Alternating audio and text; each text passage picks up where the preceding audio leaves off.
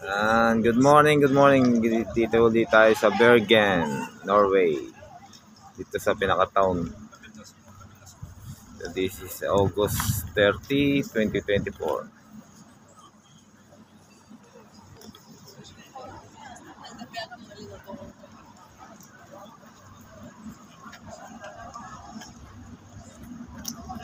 Ito yung pinaka-plaza nila dito.